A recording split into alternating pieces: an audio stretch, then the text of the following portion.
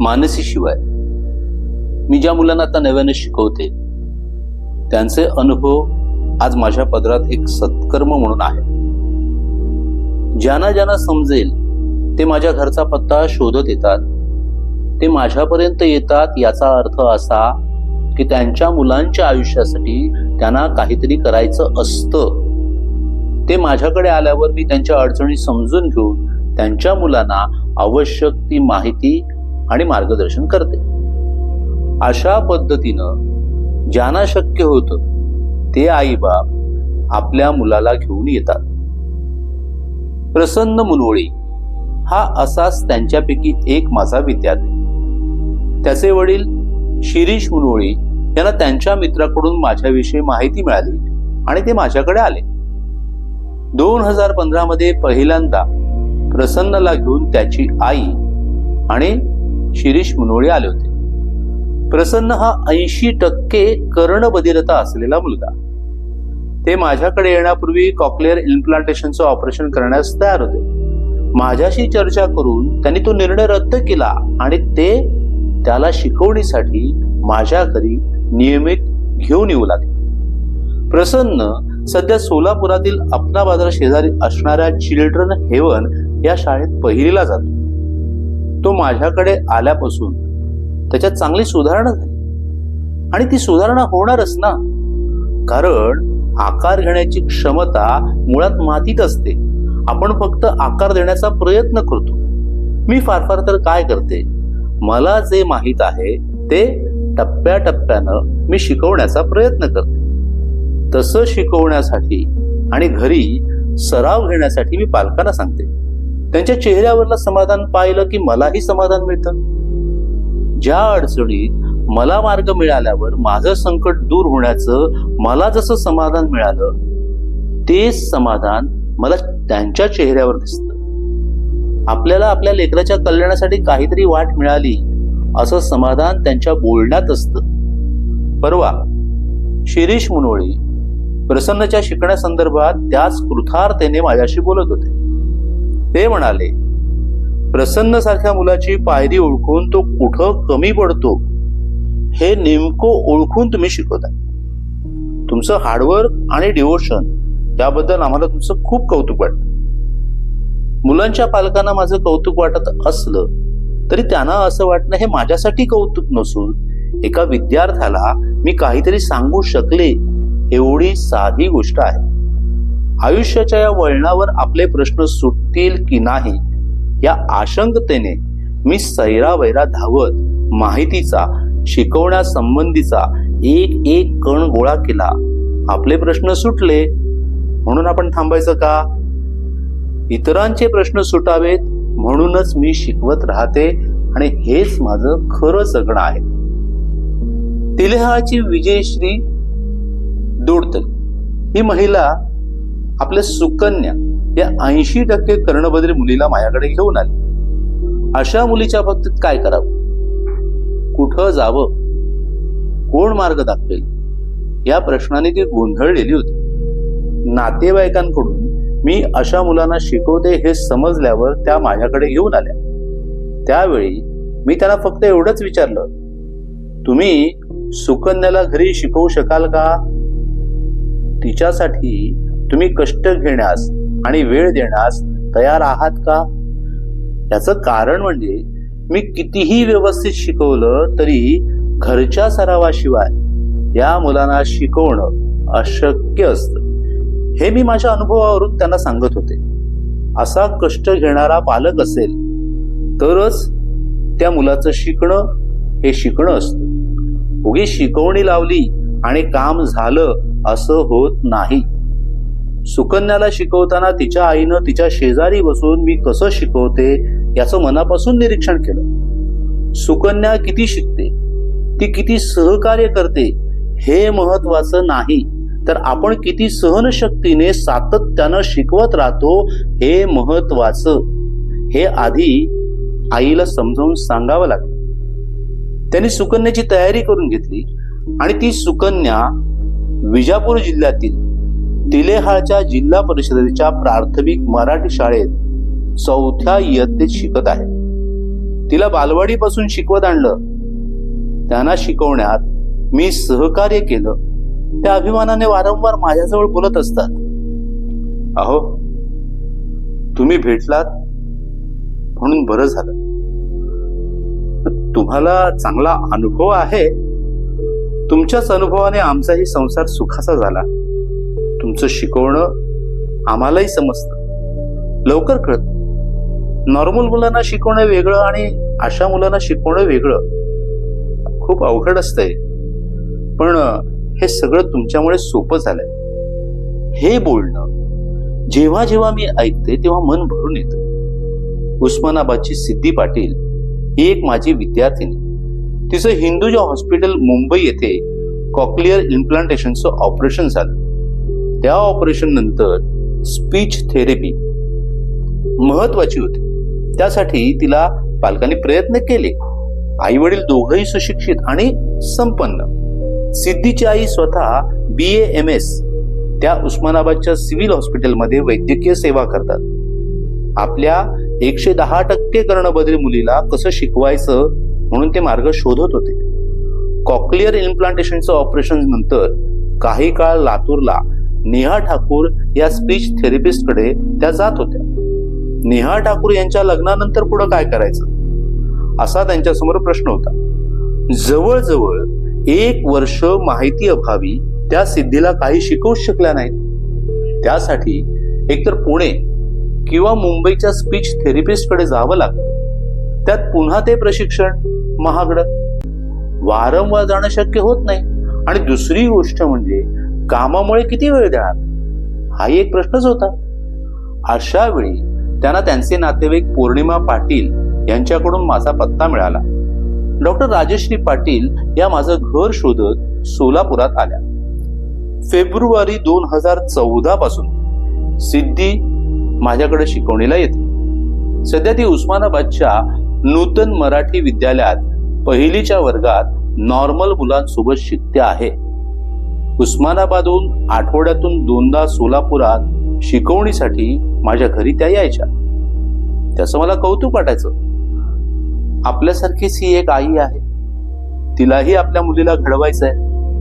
जे काही शिकवता येईल तेवढं शिकवायचं आहे. आयुष्यात उभं करायचं आहे. त्यामुळे शिकण्याच्या ओढीने येणाऱ्या मुलांसाठी मी कधीच घड्याळ बघून शिकवलं नाही. प्रत्येकाला त्याच्या त्याच्या पातळीनुसार चॅप्टर करून शिकवायचं. घरी करण्यासाठी व्यवस्थित अभ्यास द्यायचा. शिकवत बसलं की शिकवतच बसायचं. आपलं काही काम आहे, आपल्या काही अडचणी आहेत याचं मला भान राहायचं नाही. त्यात त्या एवढ्या लांबून आलेल्या असायच्या की त्यांना चहा पाणी कधी नाश्ता करणं आलं. शिकणारी मुलं सुद्धा काही सहज आणि शांत बसत नाहीत. मग त्यांना काहीतरी खाऊ बिस्किट देत असं शिकवावं लागतं. मुलांना कधी कधी खेळवतही शिकवावं लागायचं. शिकवण्याच्या या प्रक्रियेत मुलांचा मूड हाही एक महत्वाचा भाग. माझ्या आजवरच्या अनुभवातून मी त्यांच्या कलाने त्यांना शिकवण्याचा प्रयत्न करायचे. माझ्या या अनुभवाविषयी बोलताना डॉक्टर राजश्री पाटील म्हणायच्या, ताई, तुम्ही मुलांना शिकवण्यासाठी अगोदर छान वातावरण निर्मिती करता. त्यामध्ये त्यांना इन्व्हॉल्व करून घेता. अगोदर आपलंसं करता आणि मग शिकवता. तुम्हाला तुमच्या मुलीला शिकवण्याचा चांगला अनुभव असल्यामुळं तुम्ही अगदी तिच्यासारखंच जीव लावून आमच्या मुलांनाही शिकवता. कधी तास संपला की घड्याळाकडे बघत बसत नाही. शिकवणीला पुढचा विद्यार्थी येणार आहे म्हणून त्याचीही गडबड नसते. किती छान शिकवता हो तुम्ही. तुमची माहिती मला मिळाली नसती तर सिद्धीसाठी आम्ही कुठं मार्ग शोधणार होतो. त्यांचं हे बोलणं माझ्या वेदनामय आयुष्यावरचं औषध होतं. आपण कोणासाठी तरी उपयोगी पडत आहोत याचंही एक समाधान होतं. त्यांच्याकडून असं माझं कौतुक ऐकलं की माझी ऊर्जा आणखीन वाढते व आपोआप बळ येतं. वाटतं हा आपल्या चंदनासारख्या झिजण्याचा सुगंध आहे. कौतुक कोणाला नकोच वाटतं, पण त्यासाठीच मी हे सगळं करत होते असं नव्हतंच मुळी. आपल्या झिजण्याचा सुगंध व्हावा एवढी तरी किमान अपेक्षा बाळगून मी हे सगळं करत राहते. अवंतीनगरमध्ये आमच्या शेजारी सोलापूर आकाशवाणीवरील निवेदक संतोष पवार राहतात. ते आमच्या चांगल्या परिचयाचे आहेत. एके दिवशी आकाशवाणीतील निवेदक गुरु शांत दुधगावकर यांच्या भाच्याला शिकवता का असं विचारायला म्हणून ते माझ्याकडे आले. अथर्व हाळके हे त्याचं नाव. मी कर्णबधिर मुलांना शिकवते हे सगळ्यांनाच माहिती होतं. पण अथर्व हा कर्णबधिर मुलगा नसून तो गतिमंद होता. अशा मुलांना शिकवण्याचा अनुभव मला नव्हता. पण काहीतरी मार्ग सापडेल म्हणून लिंगराज हाळके हे अथर्वला घेऊन माझ्याकडे आले.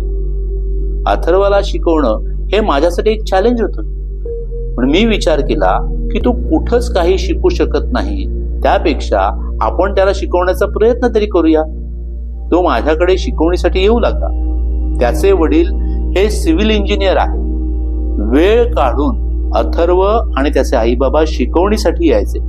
शिकवणीमध्ये पालकांनी बसणं हे सक्तीचं होतं. त्याशिवाय मी कसं शिकवते, त्या शिकवण्याला मुलं कशी प्रतिसाद देतात, मुलाला जे काही शिकवलंय त्याची घरी जाऊन तशीच रिव्हिजन घ्यावी लागते. म्हणून अथर्वचे वडील किंवा कधी कधी आईही शिकवणीत बसायची. शिकवणीला येणारे विद्यार्थी आणि आमचं घर यात मी कधी फरक मानत नव्हते. माझी शिकवणी ही आमच्या घरातच हॉलमध्ये चालायची. कोणी पाहुणे आले तर मग मी आत जायची किंवा पाहुणे तरी आत बसायचे. छोटासाच 3 रूमचा आमचा फ्लॅट आहे. त्यातच शिकवणी चालते. त्यामुळे येणाऱ्या प्रत्येक विद्यार्थ्याशी जिव्हाळ्याचं नातं तयार व्हायचं. या नात्यानेच मी त्यांना नेहमी शिकवायचे. अथर्व 2014 पासून म्हणजे जवळजवळ 1 ते 1.5 वर्ष झालं तो माझ्याकडे शिकवणीला येतो. त्याला आधी 2 वेळा एकाच वर्गात बसवलं. चांगल्या तयारीनंतर आता तो जुळ्या सोलापुरातील मेहता प्रशालेत 2री शिकतो. हाळके कुटुंबीय जेव्हा सुरुवातीला माझ्याकडे आलं तेव्हा ते खूप निराश होते. अथर्वला आपण काही शिकवू, तो कधी पुढे आयुष्यात वाचायला शिकेल असं त्यांना वाटत नव्हतं. मानसीच्या अनुभवावर मी त्यांचं धैर्य वाढवत होते, त्यांना समजावत होते. अथर्वला शिकवता शिकवता असं लक्षात आलं की त्याच्या सुरुवातीच्या गतिमंदपणापेक्षा त्याचा आता शार्पनेस थोडा वाढलाय. त्यामुळे त्याच्या आई बाबांनाही काहीतरी गवसल्यासारखं झालं. पुढे जाण्याचा हुरूप आला. आज अथर्व शिकवणीला येतो आणि शाळेलाही व्यवस्थित जातो. त्याचं आजचं रूप पाहिल्यावर अथर्वचे बाबा म्हणतात, नॉर्मल मुलांना शिकवल्यावर समजतं तसं यांना शिकवल्यावर कळत नाही. मला तर 15 मिनिटं असं एका जागी बसून शिकवणं जमलंच नसतं. नाही, तेवढी माझी सहनशक्तीही नाही. असं शिकवण्यासाठी खूप पेशन्स लागतात. आपण त्या ताकदीनं शिकवता. तुमच्यासारखी कष्ट घेणारी माणसं आजकाल कमी भेटतात. आमच्या मुलाला शिकवणं तुमच्या मानसीच्या अनुभवामुळे शक्य झालेलं असलं तरी दुसऱ्यांच्या मुलांना असं इतक्या कष्टाने शिकवणारे शिक्षक हल्लीच्या काळात सापडत नाही. विद्यार्थ्यांचे पालक माझी इतकी तोंड भरून स्तुती करतात, यात माझं शिकवण्याचं थोडंफार श्रेय असलं तरी त्यांच्या मुलात होणारी परिवर्तन ही गोष्ट अतिशय महत्वाची आहे. या सगळ्या शिकवण्यामध्ये काही कौतुक, काही समाधान असेल तर हेच की ती मुलं शिकू लागली. थिओडर सांदेसारखा मुलगा जेव्हा माझ्याकडे शिकण्यासाठी आला तेव्हा मानसीला मी शिकवत होते आणि थिओडरलाही शिकवत होते. 2003 मध्ये जगदीश जाधव सरांनी लिहिलेला लेख वाचून थिओडरची आई माझ्याकडे आली होती. हा माझ्याकडे आलेला पहिला विद्यार्थी. मानसी ज्यावेळी शाळेत असायची त्यावेळी मी थिओडरला शिकवलं. त्याचा बहिरेपणा 90% होता. जसं मानसीला शिकवलं होतं अगदी तसंच त्यालाही शिकवलं. व्याकरणापासून ते सर्व लिंग, वचन आणि भाषेची समज येईपर्यंत शिकवलं. जेव्हा त्याचं सेमी इंग्लिश सुरू झालं तेव्हा मला वाटलं की आता मला हे काही झेपणार नाही आणि त्याच्या पालकांनाही झेपणार नाही.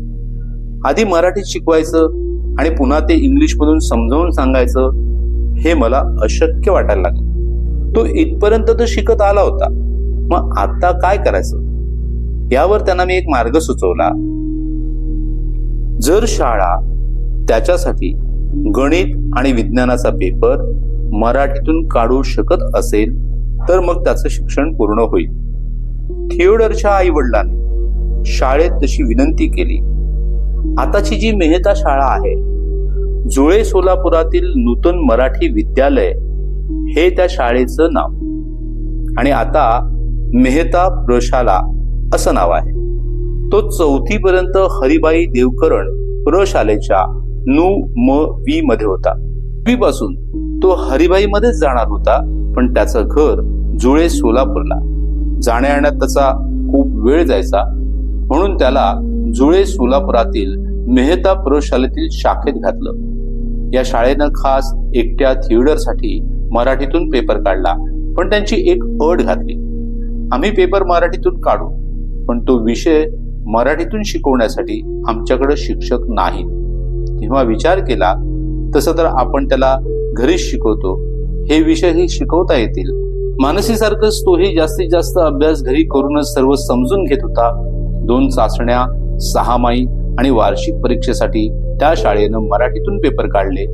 विज्ञान आणि गणिताचे 2 पेपर मराठीतून काढून शाळेनं खूप मोठं सहकार्य केलं. अशा प्रकारे 8वी, 9वी आणि 10वी 3 वर्ष मराठीतून पेपर देऊन तो 10वीला 50% गुणांनी पास झाला.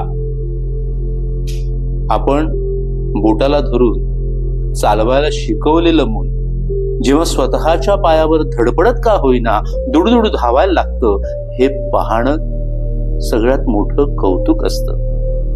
मी माझ्या डोळ्यांनी हा कौतुक सोहळा थिओडर, अथर्व, सिद्धी, सुकन्या, प्रसन्न, श्रद्धा, निकुंज, विक्रमी, वैष्णवी, भाग्यश्री, तेसीन, मानसी आणि इतर कितीतरी मुलांच्या शिकण्यामधून तुम्ही अनुभवला. अशा वेळी आपलं यात काय हित आहे याचा विचार आपण किती करायचा? कारण तुकोबाराय म्हणतातच, तुका म्हणे येथे पाहिजे अनुभव.